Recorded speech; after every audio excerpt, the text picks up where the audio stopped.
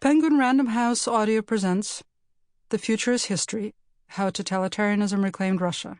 This is the author, Masha Gessen. In memory of Svetlana Boym. Dramatis Personae. 7 people act as the main characters of this book, making appearances throughout the narrative. I have used a modified Russian convention to refer to them. As anyone who has ever read a Russian novel knows, Russians have numerous names. A person's legal name is the full first name plus a patronymic, a form of the father's name. In contemporary life, however, the name-patronymic combination is generally reserved for formal occasions and for older people. At the same time, most full names have a variety of diminutives that derive from them. Most Russians have a diminutive that was chosen for them in childhood and continue to use it throughout their lives. Most, though not all, diminutives derive clearly from their full name, which can be reverse engineered from the diminutive. For example, all Sashas are Alexanders, most Mashas are Marias. Children are almost always addressed by their diminutive. In this book, those who first appear in the story as children are called by their diminutive throughout. For example, Masha, Lyosha. Those who first appear as adults are called by their full names. For example, Boris, Tatiana. Those who first appear as older people are introduced by their name and patronymic and referred to by those names for the duration of the book. Here is a list of the main characters. Dozens of other people are mentioned in this book. Their names are not on this list because their appearances are episodic. Zhana, born 1984. Boris Nemtsov, her father. Raisa, mother. Dmitry, husband. Dina Yakovlevna, grandmother. Masha, born 1984. Tatiana, her mother. Galina Vasilyevna, grandmother. Boris Mikhailovich, grandfather. Sergei, husband. Sasha, son. Seryoja, born 1982. Anatoly, father. Alexander Nikolaevich Yakovlev, grandfather. Lyosha, born 1985. Galina, his mother. Yuri, biological father. Sergei, stepfather. Serafima Adamovna, grandmother. Marina Arutyunyan, psychoanalyst. Maya, her mother. Anna Mikhailovna Pankratova, grandmother. Lev Gutkov, sociologist. Alexander Dugin, philosopher and political activist. Prologue. I have been told many stories about Russia, and I have told a few myself. When I was 11 or 12 in the late 1970s, my mother told me that the USSR was a totalitarian state. She compared the regime to the Nazi one, an extraordinary act of thought and speech for a Soviet citizen. My parents told me that the Soviet regime would last forever, which was why we had to leave the country. When I was a young journalist in the late 1980s, the Soviet regime began to teeter and then collapsed into a pile of rubble, or so the story went. I joined an army of reporters excitedly documenting my country's embrace of freedom and its journey toward democracy. I spent my 30s and 40s documenting the death of a Russian democracy that had never really come to be. Different people were telling different stories about this. Many insisted that Russia had merely taken a step back after taking 2 steps toward democracy. Some laid the blame on Vladimir Putin and the KGB, others on a supposed Russian love of the Iron Fist, and still others on an inconsiderate, imperious West. At one point I was convinced that I would be writing the story of the decline and fall of the Putin regime. Soon after, I found myself leaving Russia for the second time, this time as a middle-aged person with children. And like my mother before me, I was explaining to my children why we could no longer live in our country. The specifics were clear enough. Russian citizens had been losing rights and liberties for nearly 2 decades.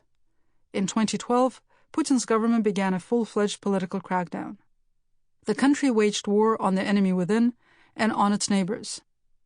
In 2008, Russia invaded Georgia, and in 2014, it attacked Ukraine, annexing vast territories. It has also been waging an information war on Western democracy as a concept and a reality. It took a while for Western observers to see what was happening in Russia, but by now the stories of Russia's various wars have become familiar. In the contemporary American imagination, Russia has reclaimed the role of evil empire and existential threat. The crackdown, the wars, and even Russia's reversion to type on the world stage are things that happened, that I witnessed, and I wanted to tell this story. But I also wanted to tell about what didn't happen. The story of freedom that was not embraced and democracy that was not desired. How do you tell a story like that? Where do you locate reasons for the absences? When do you begin, and with whom? Popular books about Russia or other countries fall into two broad categories: stories about powerful people, the Tsar, Stalin, Putin, and their circles, that aim to explain how the country has been and is run, and stories about regular people that aim to show what it feels like to live there. I have written both kinds of books and read many more. But even the best such books, perhaps especially the best such books, provide a view of only one part of the story of a country. If we imagine reporting, as I do, in terms of the Indian fable of 6 blind men and an elephant, most Russia books describe just the elephant's head or just its legs. And even if some books supply descriptions of the tail, the trunk, and the body, very few try to explain how the animal holds together, or what kind of animal it is. My ambition this time was to both describe and define the animal. I decided to start with the decline of the Soviet regime. Perhaps the assumption that it collapsed needed to be questioned. I also decided to focus on people for whom the end of the USSR was the first or one of the first formative memories. The generation of Russians born in the early to middle 1980s. They grew up in the 1990s, perhaps the most contested decade in Russian history. Some remember it as a time of liberation, while for others it represents chaos and pain.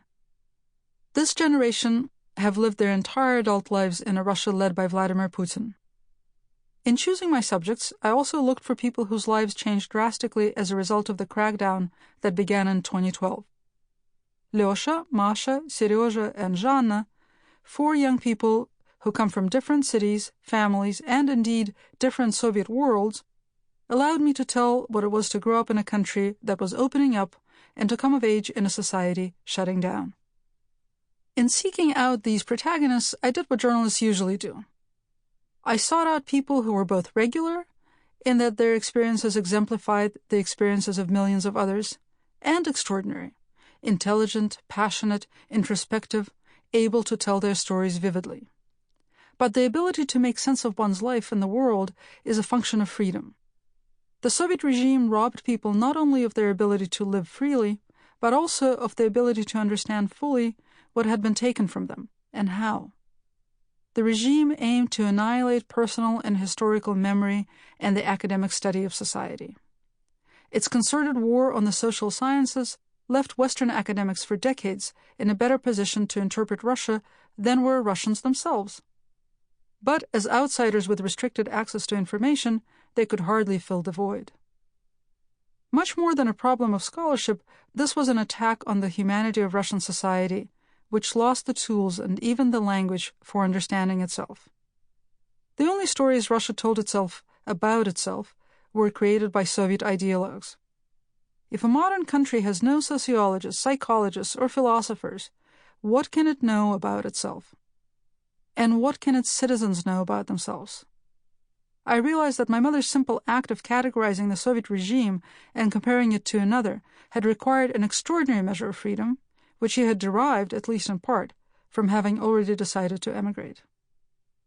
To capture the larger tragedy of losing the intellectual tools of sense-making, I looked for Russians who had attempted to wield them, in both the Soviet and post-Soviet periods. The cast of characters grew to include a sociologist, a psychoanalyst, and a philosopher. If anyone holds the tools of defining the elephant, it is they. They are neither regular people. The stories of their struggles to bring their disciplines back from the dead are hardly representative, nor powerful people. They are the people who try to understand. In the Putin era, the social sciences were defeated and degraded in new ways, and my protagonists faced a new set of impossible choices. As I wove these stories together, I imagined I was writing a long Russian nonfiction novel that aimed to capture both the texture of individual Sample complete. Ready to continue?